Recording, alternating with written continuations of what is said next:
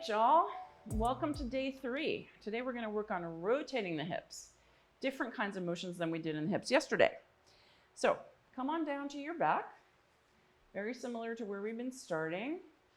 We'll just take a couple breaths. It's always good to check in with yourself. Just give yourself a little body scan. Soften your belly. Take a few centering breaths when you land on your mat. We're trying to get through these in 20 minutes, so we're not lingering anywhere, but you can always pause. And from here, we're going to take a supine figure 4. So bring your feet hip width, cross your right ankle over your left knee. So hip rotation. Your right hip is now externally rotated, right? If your hip rotates out to the side, that's external rotation. And if it comes across your midline, that's internal rotation. Different muscles do different things. It's good to take yourself through full range. So here you are in your figure 4. So that hip is externally rotated. If you slide your knees closer together, you're going to bring that leg all the way around like you're a lady sitting with her legs crossed. We call this eagle legs. Both your knees are coming across the midline. This is deep internal rotation in your hips, right? Now, so just notice that. You can unwind. We'll do that standing in a little while. And come back to the other side. So we can plant that foot. Externally rotating your left hip. The knee comes out to the side. The rotators, the muscles that mostly do this, are in your back. For you runners, piriformis syndrome, it's tight on a lot of runners. So just feel this external rotation in the hip and then slide the leg down. Those are internally rotated hips. All right, just feel that difference. All right, and then bring both feet flat to the floor. And bring your right knee up toward your right shoulder. So that's a little bit externally rotated. You can grab your foot or behind your knee and take your peace fingers around your big toe if you want. This is half happy baby. This is a pretty intense stretch. If this feels like a lot, you're going to stay here. If you have a little bit of flexibility, you might want to slowly extend the left leg down the mat. You're going to need to use a lot of engagement in that left quad to keep yourself from falling over if you're taking this variation.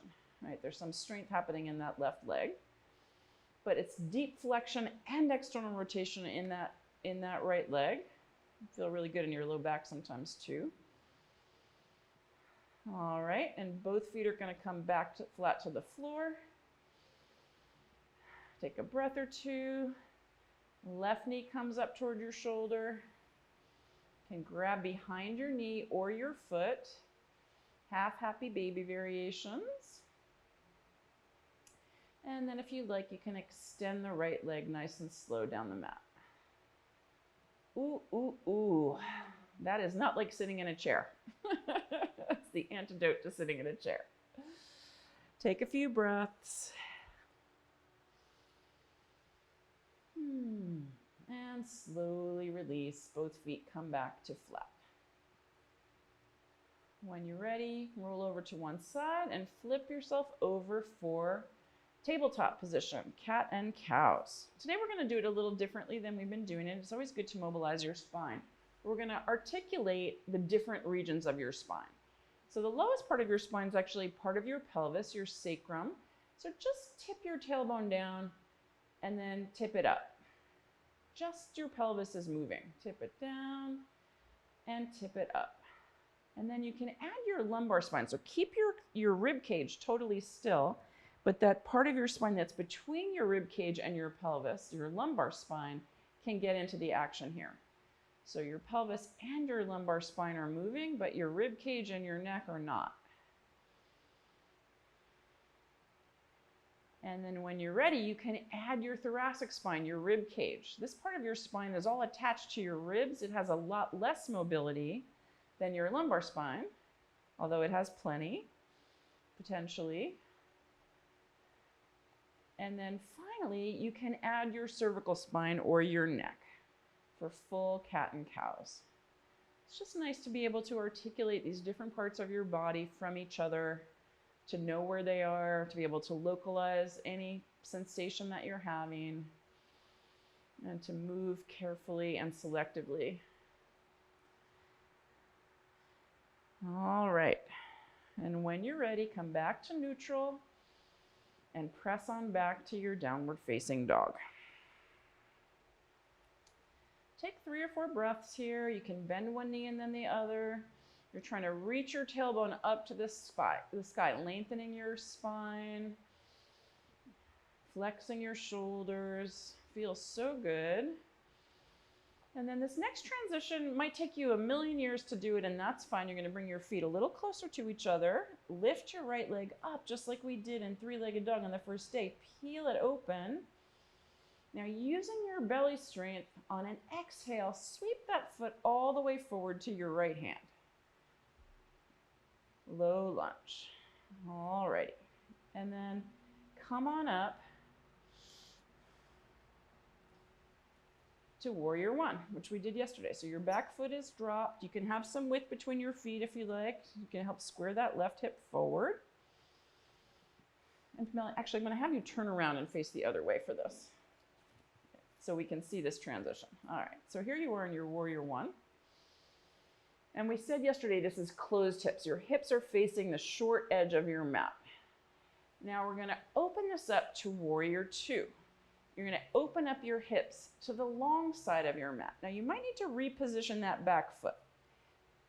If the foot is at a 45-degree angle or more toward the front of the mat in warrior one, it's more parallel to the back of the mat. And then you can bring your arms down if they're tired or out to the side. So this is a classic warrior two. Full articulation here would be looking as Pamela is over her front hand. You can drop your arms at any time if they get tired. Now notice, flip your palms up. This is much more natural motion in your shoulders, right? It feels much less complicated. Maybe it doesn't, but it actually is less complicated because your whole arm is externally rotated. If you want, so your shoulders are definitely externally rotated. If you want to turn your palms down, that's a mixed rotation in your arms. It's harder to sustain. So you can make a choice on how you want to do that. Notice that your right leg is externally rotated pretty deeply. Your left leg is not so much rotated as abducted, but that's all right. 3, 2, now slowly straighten out your front leg. That probably feels like a big relief, right? Drop your left hand to your left thigh and reach your right hand high. So this is a reverse triangle pose. It's a right body stretch, big reach, and then on an exhale, come back to having your arms parallel and hinging at your hip. You're going to slowly put your right hand on your right shin, or maybe on a block next to your shin. So your spine is pretty straight here. You're not trying to make a rainbow curve, C shape toward that foot. You want your spine, there's a hinge, right? There's an angle. Your leg is straight and your spine is straight. So that there's all kinds of triangles happening in your body here. You might feel a big stretch across your left hip. Notice that your right hip is still very externally rotated. It's turned out in its socket. Maybe there's a little bit of internal rotation in the back leg. 3, 2, and then slowly from belly straight, come on up. You're going to turn all your toes to face the side of the mat.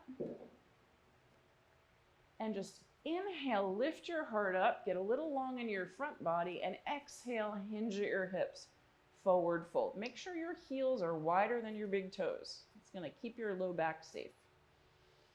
Knees can be as bent as you like, palms on the floor, hands on the floor, on blocks.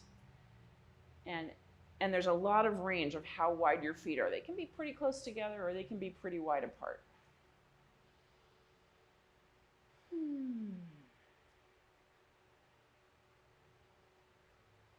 Alrighty, couple more breaths. And then slowly, maybe bring your feet a little closer first actually, and then slowly come on up to standing, rolling up. All right, this time we're going to come into warrior one on the left. So left foot is forward, right foot is back. Square your hips to the front, closed hips. Arms can lift if you want. Take a few breaths, and then we're going to pivot open to the side of the mat, warrior two.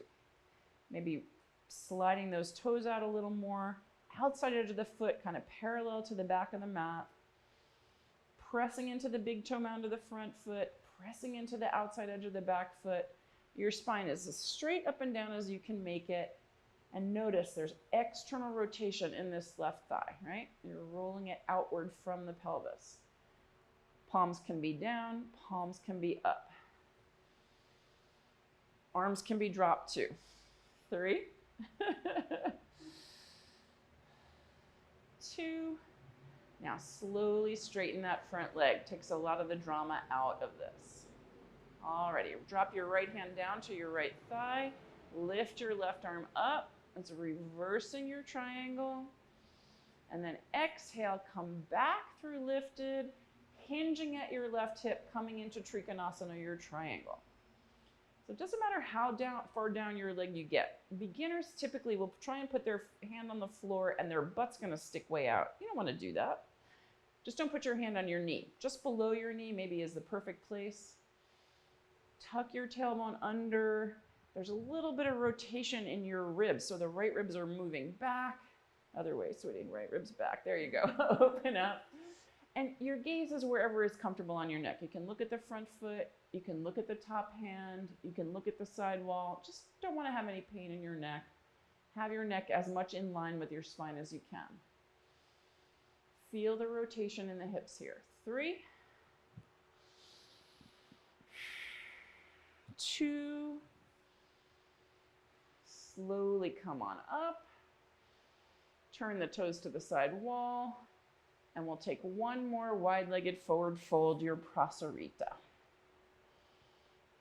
You can bend your knees a lot here. In fact, you can bend one and then the other. That might feel really good.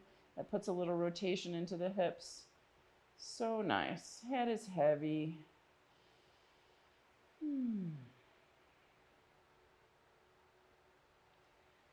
All right. When you're ready, toe heel your feet a little closer and roll your way up to standing. And you can come to the front of your mat, Pamela. You can stay right there so you can demonstrate. We're next going to take eagle pose. So we've just done a lot of standing poses with externally rotated hips. Now we're going to do some internal rotation of both the hips and the shoulders. So let's do the arms first before we add the legs. The bind in this pose is a little bit tricky. You're going to cross your elbows. And if you have the rotation, you're going to walk your palms towards each other. Now that can be a lot, especially if you have impingement in the front of your shoulders. That can feel not very good. So release that. Just do it on the other side. See how if you've got it going. If this is too much for you, you're just going to hug your opposite shoulder. It does a lot of the same things. It just takes some of the pressure off. Okay? So feels good that way, doesn't it? Yeah. Okay, so that's the arm bind. The leg bind, we did it on the floor. You're going to cross one. So let's start with the left knee up and over your right knee. Your right knee is going to bend. Your left knee is going to cross over. Your thighs are pressing together. And if it's there, fancy practitioners are going to wrap that foot around, look at that, around the ankle. I'm very knock-kneed. I'm never going to be able to do that. Now, if you're here with your left leg lifted, your left elbow is going to be underneath. Left elbow over, left elbow under for the bind, or left elbow under for the hug as well. So eagle pose, Garudasana, eagles, and you'll fall out, come back in, that's fine. Pick a gaze point. Look at what you're looking at. There are 3 anchors in a balance: your gaze, your low core body, and that standing foot. Those are things that will keep you steady. You can also put the lifted foot on the floor. If balancing is tough, you can just put your toes on the floor. 3, or do this by the wall. 2, and release. Everything comes out. You can shake it out. And then we'll do the other side. So it could be a very different story on the second side. Left knee bends, right knee comes up and over. Right elbow is going to be under for the bind or your hug. Bending into that standing leg, finding your 3 anchors. Your gaze point, it's called your drishti. Your belly lock, and the standing foot are what will keep you steady and a balance. 3, big internal rotation, everything internally rotated. 2, and slowly release. All righty. Let's come to the floor. Face down on the floor. Prone, as they say. We're going to come to all the way down. Just lay your body down. Oh, good. We're going to take a half frog pose. So Pamela has her left cheek on the floor. She's going to bring her left knee out at 90 degrees on the floor. So your leg is bent at 90 degrees.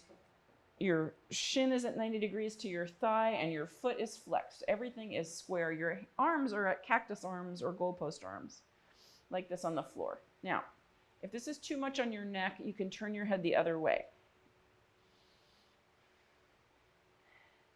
Take a couple of breaths. You'll notice that your left hip is popped way up off the floor. That's fine. That's how we're built. But see if you can slide that left knee out a little further and get that knee, a little bit more of that inner thigh onto the floor.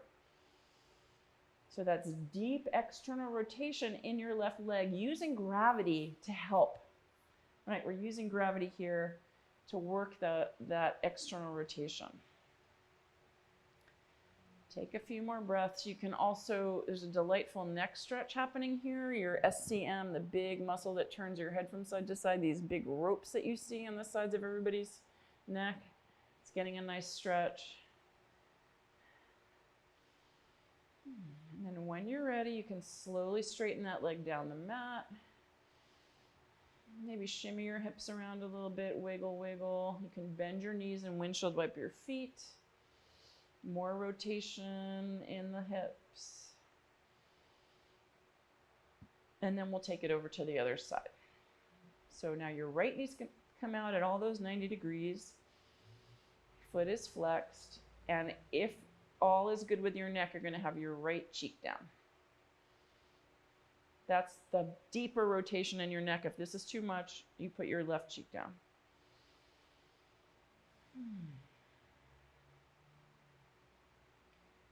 Is your left hip tighter than your right?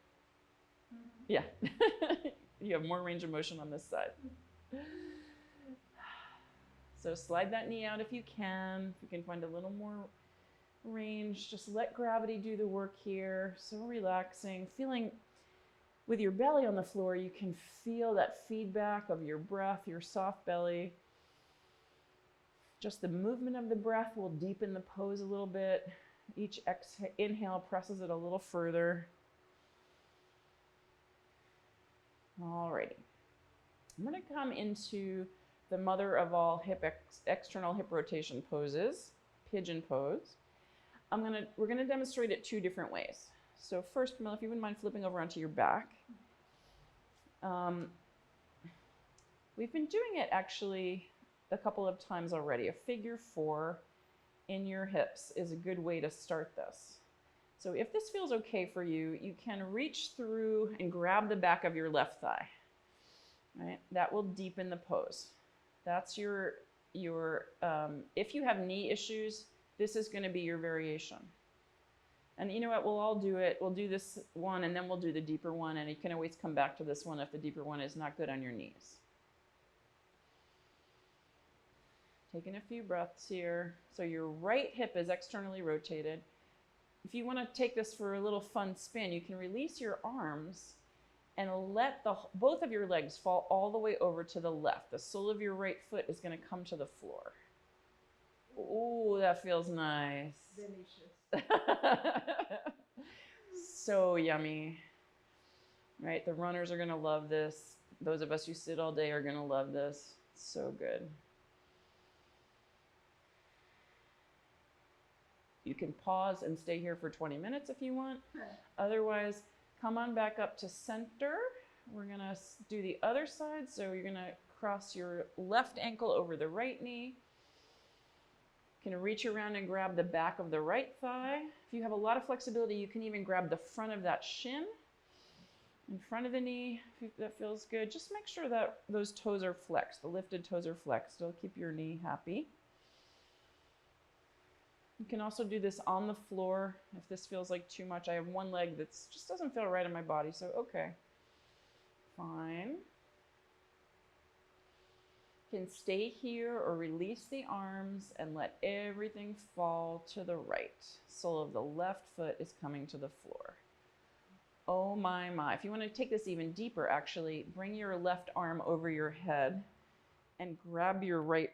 Grab your other wrist. Yeah, that way. Oh yeah. That's just like your whole left side body going, uh-huh. So yum. I can see her getting longer by the exhale. Alrighty, and then releasing that, you can linger as long as you want. And then we'll demonstrate the full half pigeon, it sounds like a contradiction. We'll demonstrate half pigeon, but just know if you have any kind of knee issues, this might not be the pose for you. You can do those variations we just did. So if you're coming to half pigeon, you're gonna start in tabletop or downward dog. Your right knee is gonna come forward and then your shin is gonna spin out toward the front of the mat. Maybe turn toward the camera. Yeah, there we go. So that shin is not going to get parallel to the front edge of the mat. We're not made that way. If this hurts your knee, don't do it. From here, you're going to walk your hands out in front. That back leg is very extended, and eventually fold yourself forward onto the floor. Now, most of you are not going to go straight to the floor like Pamela is.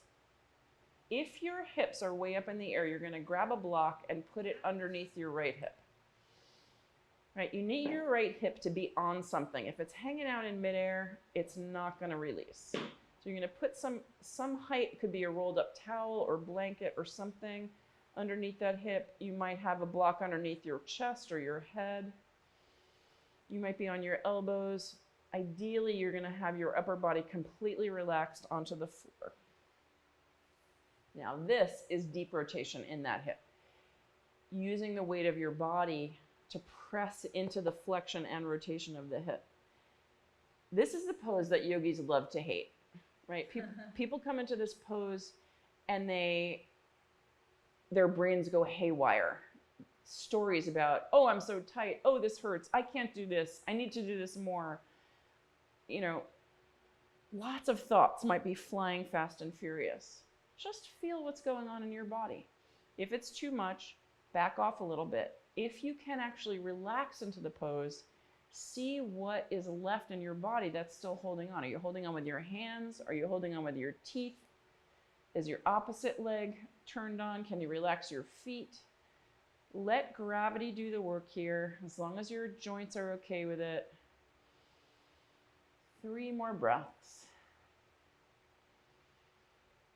2. And then when you're ready, coming up onto your palms, you can curl your back toes under and lift your hips up, find your downward dog, or just crawl out of it. Doesn't have to be elegant. You can just fall over to the side. And it's nice to take something that's neutralizing in the hips, that's equal in the hips in between, like a down dog or a forward fold, or just sitting on the floor. And then when you're ready, that left knee will come forward, shin comes a little bit across the mat, foot is flexed somewhat. And then you can walk your arms out, get your elbows on the floor, get some height underneath that hip if you need it. And then lay yourself down. Sometimes a block is too much, like you could have a half block or a book or just a rolled up blanket or towel. It's a perfect thing, nice and soft. And if you're in the pose, just let everything melt backwards. Both your hips are melting back behind you. Trying to get rid of any holding that you have still in your body.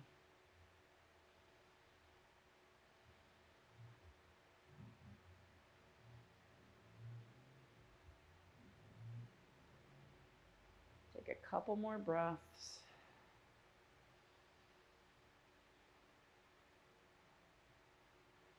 Check your jaw, check your eyes. And then when you're ready, Walk your hands back, get some weight underneath your shoulders, press up. You can press back to downward dog or just flip yourself over toward your back eventually. Lay yourself down. Feet nice and wide on your mat. Maybe all the way to the edges of your mat. And just gently let your knees fall all the way to one side. Take a few breaths. And inhale to center and all the way over to the other side.